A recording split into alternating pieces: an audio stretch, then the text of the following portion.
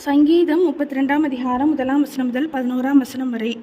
எவனுடைய மீறுதல் மன்னிக்கப்பட்டதோ, எவனுடைய பாவம் மூடப்பட்டதோ அவன் பாக்கியவான். எவனுடைய அக்கிரமத்தை கர்த்தர் எண்ணாதிருக்கிறாரோ, எவனுடைய ஆவியில் கபடமில்லாதிருக்கிறதோ அவன் பாக்கியவான். நான் அடக்கி வைத்த மட்டும் நித்தம் என் கதறுதலினாலே என் எலும்புகள் உலர்ந்து போயிற்று. இரவும் பகலும் என்மேல் உம்முடைய கை பாரமாயிருந்ததினால் என் சாரம் உஷ்ணகால வறட்சி போல வறண்டு போயிற்று. நான் என் அக்கிரமத்தை மறைக்காமல் என் பாவத்தை உமக்கு அறிவித்தேன். என் மீறுதல்களை கர்த்தருக்கு அறிக்கையிடுவேன் என்றேன். தேவரீர் என் பாவத்தின் தோஷத்தை மன்னித்தீர். இதற்காக சகாயம் கிடைக்கும் காலத்தில் பக்தியுள்ளவன் எவனும் உம்மை நோக்கி விண்ணப்பம் செய்வான்.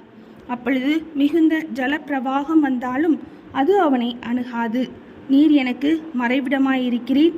என்னை நீர் இக்கட்டுக்கு விலக்கி காத்து இரட்சணிய பாடல்கள் என்னை சூழ்ந்து கொள்ளும்படி செய்வீர்.